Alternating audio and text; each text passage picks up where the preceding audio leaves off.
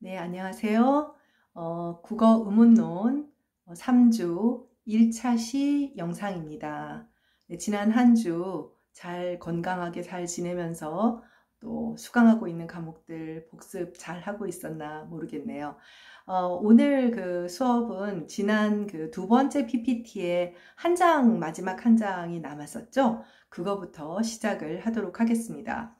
2주차 PPT, 그러니까 PPT 두 번째 PPT의 마지막 페이지 10조 음소와 의문에 대한 이야기를 먼저 하도록 하지요. 사실은 뭐 음소와 의문이라고 하는 개념은 뭐 예를 들면 국어 의문론이다, 국어 음소론이다, 거의 유사한 개념이라고도 할 수가 있어요. 그러나 정확하게 사용하는 것이 필요하기 때문에 일단 그 음소의 정의 먼저 살펴보면 우리가 지금 여태까지 두 주간의 수업을 통해서 소리, 사운드와 또 포운과 알로포운과 포님 이런 차이들을 살펴보았잖아요. 그래서 우리가 앞서 살펴본 바에 의하면 음소라고 하는 것은 스스로 의미를 갖고 있지는 않으나 당연히 소리니까요. 소리니까 의미를 갖고 있지는 않겠죠. 스스로 의미를 갖고 있지는 않으나 의미를 변별할 수 있는 그런 소리예요. 즉 기능을 가지고 있는 거죠. 의미를 변별할 수 있는 그런 기능을 가진 소리의 최소 단위다. 그게 음소의 정의가 됩니다. 여러분들이 보통 잘 알고 있는 형태소의 정의는 최소의 의미 단위죠. 의미를 가지고 있는 최소 단위예요. 그래서 형태소는 의문론이 아니라 문법론의 단위가 되는 것이죠. 그래서 형태소는 의미를 가진 최소 단위라면 음소는 스스로 의미를 갖고 있지 않지만 의미를 변별해주는 구별해주는 그런 기능을 가진 최소의 소리 단위라는 것을 기억하면 될 것 같습니다. 그리고 음소와 의문의 차이는 음소보다 의문의 그 의미가 더 넓어요. 이제 우리가 이제 오늘 그 이제 운소에 대해서 이제 여기 보면 의문이라고 하는 것은 음소 플러스 운소거든요. 그래서 다음 세 번째 PPT 여러분들이 출력하면서 이미 좀 봤겠지만, 네, 그래서 음소보다 의문의 의미가 더 넓은 개념이고, 의문은 분절음 차원의 음소와 즉 운소 내지는 초분절음, 운소가 아니라 운율 자질인데 선생님이 이게 똑같은 걸 써버렸네요. 이제 뭐 다음 세 번째 PPT에서 다시 정리가 되니까 어쨌든 분절음 단위의 음소와 초분절음 단위의 운소를 포괄하는 그런 개념이다. 그래서 더 넓은 개념이다. 그래서 국어 의문론은 결국 뭐냐면 분절음 단위와 초분절음 단위에 대한 논의를 다 포괄하는 그런 전공이다, 학문이다 이렇게 생각을 하면 되겠죠.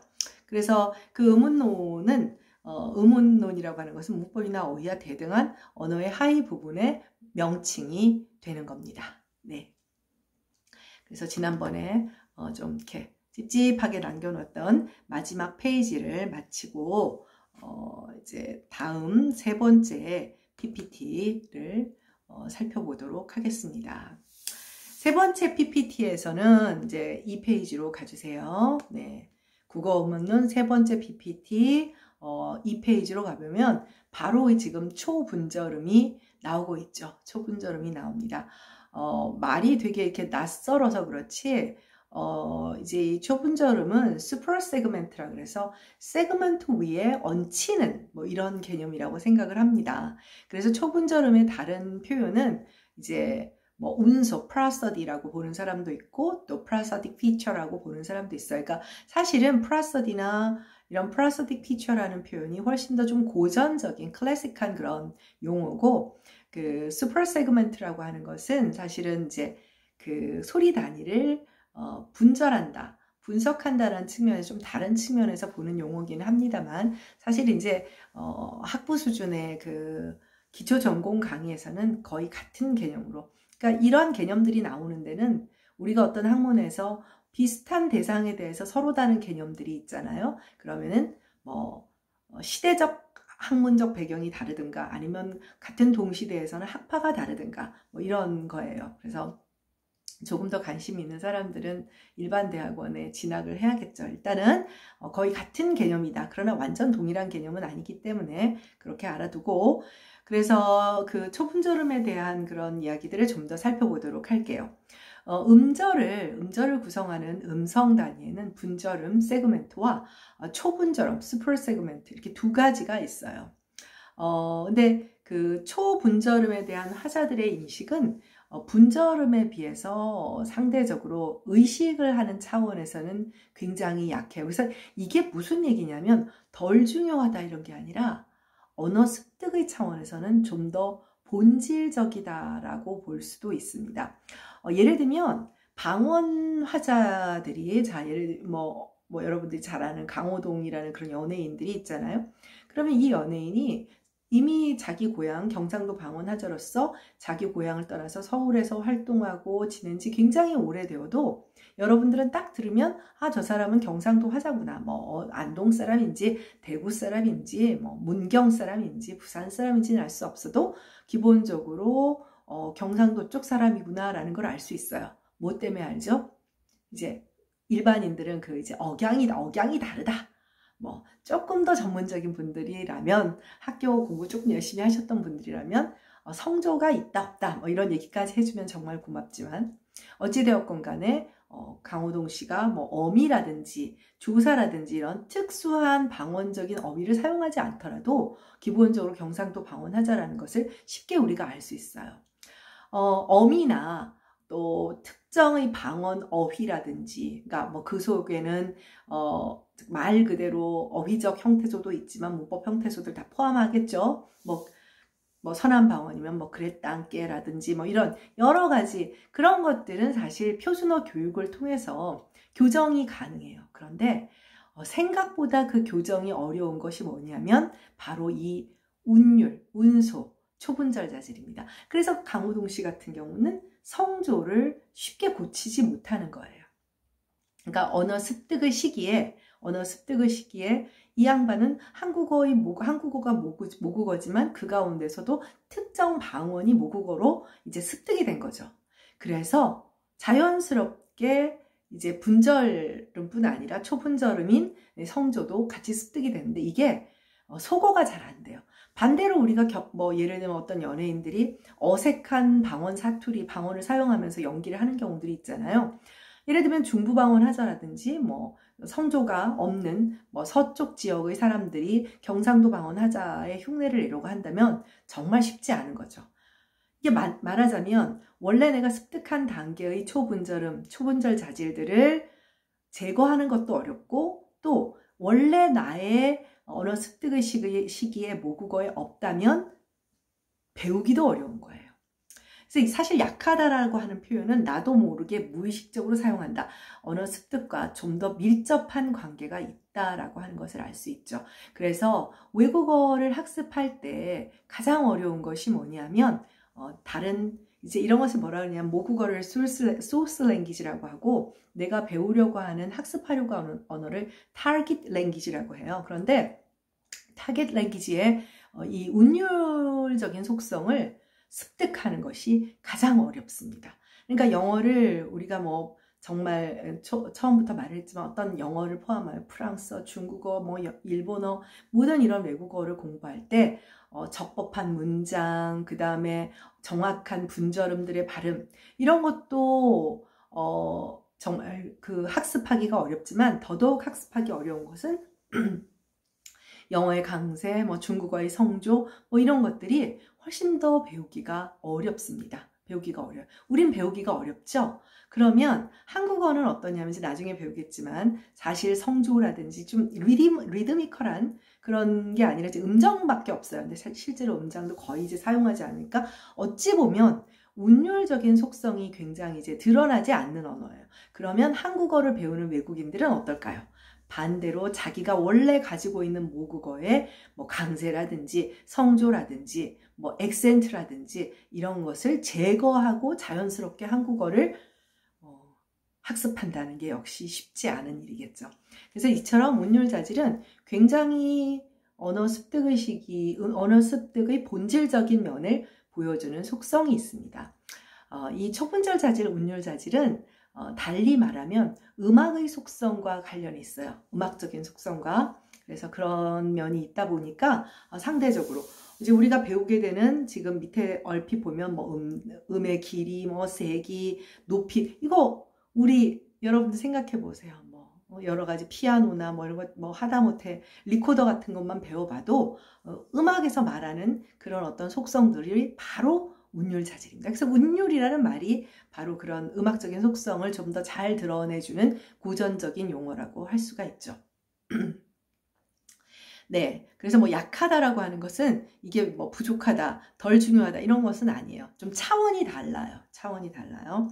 네, 초분절음은 음성학적으로 그러니까 크게 세 가지 부류로 나뉘어요. 그래서 음장, 이게 음의 길이라 해서 그러면 장음도 있고 단음도 있겠죠. 그래서 소리의 길이 따라서 장음과 단음이 있는 것이고 그 다음에 음고, 그러면 음의 높이니까 상대적으로 높은 고음도 있고 낮은 저음도 있겠죠. 그리고 음강, 음의 강약이죠. 그러면 강음이 있고 야금이 있겠죠. 네, 이런 식으로 크게 세 가지 이 속성이 음악적인 속성이며 동시에 언어학에서 사용하는 그 초분절 음의 속성이라고 할 수가 있어요. 초분절음은 모음에 얹혀서 혹은 모음과 동시에 실현될 때가 많아요. 물론 그렇지 않은 경우도 있기는 합니다만은 그래서 이게 뭐 초라는 말이 뭐냐면 분절음에 얹힌다 혹은 분절음과 함께다. 예를 들면 우리가 주로 이제 그 분절음 가운데서 특히 모음인 것이 우리가 한국어의 경우에 표준어에서 음장을 가지고 있다고 뭐 밤 배우잖아요. 그러면 그 소리가 길어지는 것은 자음이 아니라 모음에 얹히게 되는 것이죠. 그래서 사실은 장음, 단음이 아니라 정확하게 말하면 장모음, 네, 단모음 이렇게 말을 하게 되는 겁니다. 네, 그래서 다음 페이지로 넘어가도록 할까요? 네. 네. 초분절 자질들 가운데, 운율 자질들 가운데 이제 성조라고 하는 것이 있습니다. 네, 지금 이제 한국어는 성조 언어가 아닌데 라는 생각을 하고 있겠지만 뭐 중세국어나 중고등학교 때 배웠다시피 우리가 현대국어와는 달리 15, 16세기에는 성조를 가지고 있었던 것으로 보여요. 그래서 우리 현대국어는 아니지만 표준어에서는 아니지만 그래서 성조의 개념도 우리가 한번 중요하게 살펴봐야 하는 그런 부분입니다. 성조는 앞에서 배웠던 세 가지 그 초분절 자질의 속성이 있었잖아요. 음의 길이, 그러니까 음장, 음고, 그다음 음강 가운데 음의 고저를 피치라고 해요. 피치. 그래서 음의 고저, 음의 피치가 단어의 의미를 구별하는 기능을 가지고 있을 때 이것을 성조라고 합니다. 이것을 성조라고 해요. 가장 대표적인 그 True Tone Language라고 해요. 순수 성조 언어에 해당하는 것이 바로 이제 중국어가 되겠습니다. 뭐 여러분들 잘 알아서. 그러니까 앞에서 말했다시피 우리가 중국어를 배울 때 가장 어려운 것이 중국어의 성조죠. 성조를 자연스럽게까지 했을 때 이제 네이티브 스피커에 가까워지게 되는 것입니다. 그래서 외국어를 공부한다는 것, 그러니까 language acquisition, 언어를 습득하는 것이 아니고 language learning, 언어를 학습한다고 하는 것은 정말 산 넘고 산의 일이에요. 뭐 그렇다고 관두자, 외국어를 배울 필요 없어, 이거는 전혀 아닌 문제고 그만큼 외국어는 엄청난 투자와 그 시간이에요. 그런 것을 학습의 절대 시간이라고 하거든요. 네. 자, 그러면 조금 전에 조금 주의 깊게 들은 사람들은 알겠지만 중세 국어는 성조가 있었다. 현대 국어는 표준어는 없다라고 선생님이 얘기를 했는데 표준어에서는 성조를 인정하고 있지 않아요. 그런데 우리에게 방언이라고 하는 것이 있잖아요. 우리가 문흥수 선생님처럼 경상도 방언하자들은 성조를 이제 가지고 계세요. 그래서 현대 국어에서도 경상도 방언이나 함경도 방언, 강원도 동해안, 강원도 전체가 아니라 우리가 이제 대관령을 넘어가는 그 영동 영서, 혹시 왜 높새바람 팬 현상 뭐 이런 거 기억나지요? 그래서 그 동해안 지역, 태백산맥을 넘어가서 이 동해안 지역을 영동방언이라고 하고 산맥을 넘기 전을 영서방언이라고 해요. 그래서 강원도도 영동, 영서가 다르거든요. 그런데 이쪽 영동 쪽만 이제 성조가 있어요. 그래서 그 웰컴 투 동막골이라고 여러분들한테 또 정말 고전적인 영화가 될지도 모르는데 거기에 보면 강원도 사투리가 나와요. 방언도 항원이 나오는데 그게 이제 성조가 있습니다. 근데 이제 한국어의 성조는 중국어의 성조만큼 굉장히 이제 복잡한 성조가 아니에요. 성조 유형도 또 좀 뒤에 몇 페이지 뒤에 가서 공부하겠지만, 그래서 한국어의 성조는 좀 단순해서 성조소라고 해서 성조의 기본 요소가 되는 것이 있어요. 그래서 고조, 높은 소리, 높은 성조라는 거죠. 하이, 그 다음에 저조, 그 다음에 로우, 그 다음에 상승조.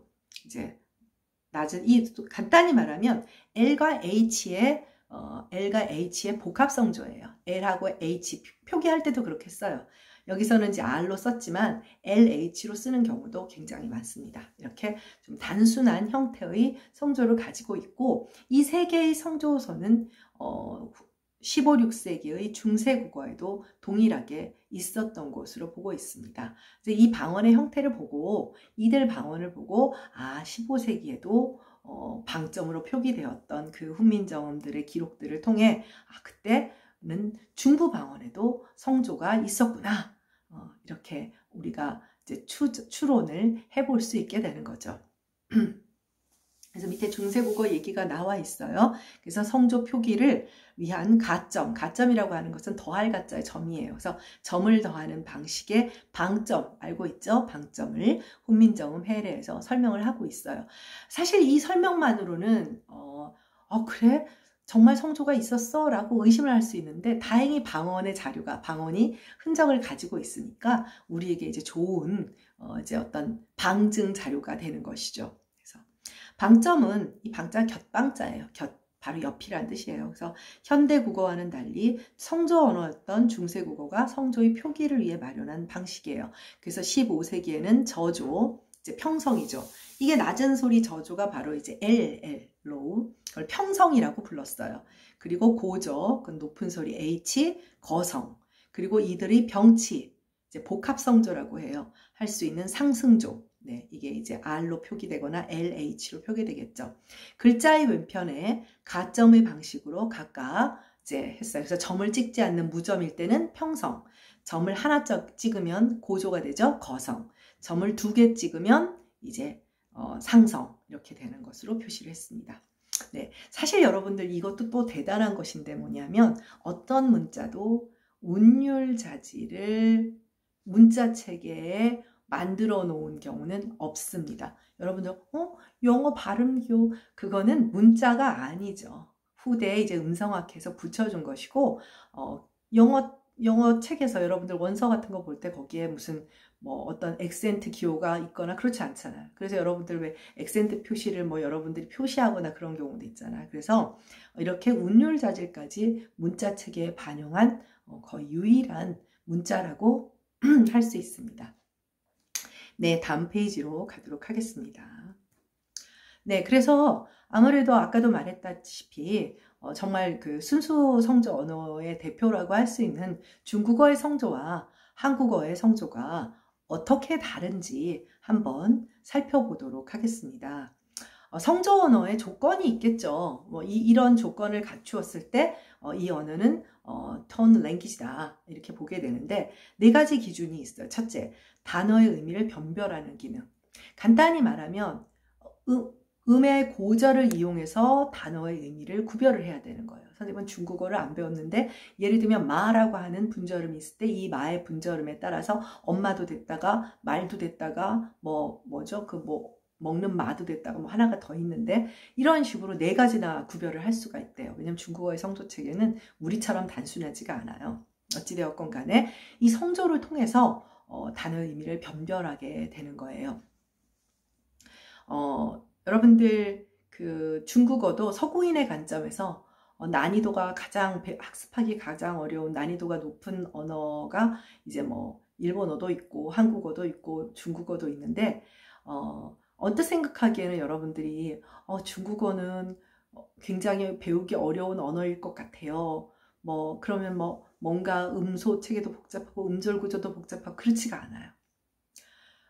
일본어의 음절 구조는 훨씬 단순하다는 걸 여러분들이 잘 알고 있겠지만은 중국어는 여러분들 성조라든지 운율 자질이 발달한 언어들은 운율로 음절을 구분해요. 방금도 마라고 하는 분절음 하나를 4개의 단어로 쓸 수 있는 것은 성조 때문이잖아요. 그래서 상대적으로 운율 자질이 발달한 강세가 됐건 성조가 됐건 이런 경우는 음절 구조는 생각보다 간단할 수도 있어요. 그러니까 한국어가 여러분이 생각하는 것보다는 음절 구조가 굉장히 복잡합니다. 근데 한국어를 여러분들이 좀 잘못 아는 사람들이 외국인들이 한국어를 배우기 쉬울 거라고 착각하는 이유는 문자만 배우기가 쉬운 거죠. 반면에 중국어는 문자가 너무 배우기가 어려운 것이죠. 그래서 언어 습득에도 여러 가지 어떤 기준이 있어요. 네. 본론에서 좀 벗어나는 얘기니까 일단 다시 돌아와서 첫 번째 단어의 의미를 변별하는 기능을 가져야 하고요. 두 번째는 의미를 변별하는 것이니까 이것이 바로 변별적 기능을 하는 운소로서의 역할을 성조가 해야 된다는 것이고, 그다음 세 번째는 성조의 고저, 높낮이는 절대적인 높이가 아니라 상대적인 높이예요. 예를 들면 피아노에는 절대음감, 이제 악기에는 그런 것들이 있죠. 도라는 기준이 있고, 그쵸? 그 다음에 옥타브라든 이런 개념이 있는데, 이 성조라고 하는 것은 상대적인 거예요. 말하자면 우리가 이렇게 말을 한다 그러면 옆 분절음보다 더 높으냐, 낮으냐 하는 상대적인 높이예요. 그래서 이 언어에서 운율 자질은 항상 상대적인 거예요. 음장도 마찬가지예요. 마찬가지입니다. 길고 짧은 것도. 절대성을 가질 수가 없어요. 그건 왜 그러냐면 우리가 정확하게 음장을 길이를 우리가 우리 앞에서 조음 배웠잖아요. 인간의 조음의 시간 단위는 밀리세컨드, 1000분의 1초 단위로 움직여요. 그러니까 이거는 정확하게 내가 예를 들면 말하는 발음을 할 때 몇 초가 걸릴 것이다. 0.00 몇 초가 이건 말도 안 되는 얘기가 되죠. 그렇기 때문에 성조도 마찬가지죠. 어느 정도 높이까지 간다. 어디까지 내려온다. 이런 것은 절대적인 것이 언어 사용에서는 사실 거의 불가능하잖아요. 그래서 상대적인 높낮이를 이야기한다는 거. 그다음 또 하나의 음절에 이게 굉장히 중요해요. 이 네 번째 기준을 충족시켜야만 True Tone Language, 순수 성조 언어가 돼요. 네 번째 기준이 뭐냐면 하나의 음절에 하나의 성조가 1:1 대응을 해야 돼요. 근데 정확하게 말하면 한국어의 중세국어 성조도 아마 그러지 않았을까 이제 미루어 짐작을 하고 있어요. 현대 방언들을 보고 현대 한국어의 이 방언들만 해도 이 네 번째 기준은 충족시키지 못해요. 그냥 단어 전체에 걸치거나 애매하게 걸치게 되지 정확하게 음절에 걸쳐지지 않습니다. 그래서 이상의 조건을 모두 만족시키는 언어가 바로 중국어예요. 중국어고 그 다음에 넷째 조건, 이제 음절마다 의미 있는 성조를 하나씩 가지고 있어야 한다는 조건을 갖추지 못하는 경우가 많아요. 그러니까 음의 고절을 사용하고 있음에도 불구하고 그러한 경우는 한 단어의 특정한 위치에 의미 있는 성조를 가지고 있는 경우고 현대국어에서 경상도 방언이 이제 그러한 성조에 해당한다고 할 수 있어요. 그래서 한국어의 성조를 과연 진짜 성조로 볼 수 있느냐 이런 얘기들도 굉장히 많이 하고 있습니다. 정말 성조 언어로 볼 수 있느냐, 음의 고저만을 이용하는 것이냐, 또 현대국어는 아니라고 한다면 과연 15세기는 어떤 것이냐, 아직도 이제 학계에 논란은 있지만 일반적으로 이제 성조 언어를 가지고 성조 언어이고 경상도 방언적으로 성조를 가지고 있다 이렇게 보고 있고 중세국어도 성조 언어였을 것이다 이렇게 보고 있습니다. 네, 다음 페이지로 가도록 할까요? 네, 중세국어의 그 성조 얘기를 하고 이제 1차 시를 끝내도록 할게요. 네. 중세국어의 성조는 이제 15, 16세기를 말합니다. 사실은 그 이전에 우리가 성조를 가지고 있었는지 없었는지는 문헌에서는 기록이 남아있지 않으니까 알 수가 없어요. 우리가 그러면 선생님 15, 16세기에는 어떻게? 아까도 말했잖아요. 방점. 우리가 발명품으로 만들어낸 훈민정음의 성조를 표기하기 위해서 방점이라고 하는 체계를 체계적으로 갖추고 있고 헬에서 지난 시간에 설명했던 헬에서 다 설명을 이건 의문론이군요. 네, 잘못했는데. 네, 해례에서 설명을 하고 있습니다. 해례에서 설명을 하고 있기 때문에 훈민정음 해례는 알고 있겠지만 훈민정음을 창제한 그 과정에 대한 설명서인 한문본이에요. 거기서 이제 이 성조 체계에 대한 설명을 하고 있어요. 그러니까 믿을 수밖에 없죠. 그래서 일단 중세국어는 성조를 가지고 있을 거라고 보고 있습니다. 자, 일단 성조 언어에는 크게 두 가지 종류가 있는데, 크게 평판조 체계와 이제 기복조 체계라고 부릅니다. 기복조 체계는 굴곡이다. 밑에 선생님이 써놨어요.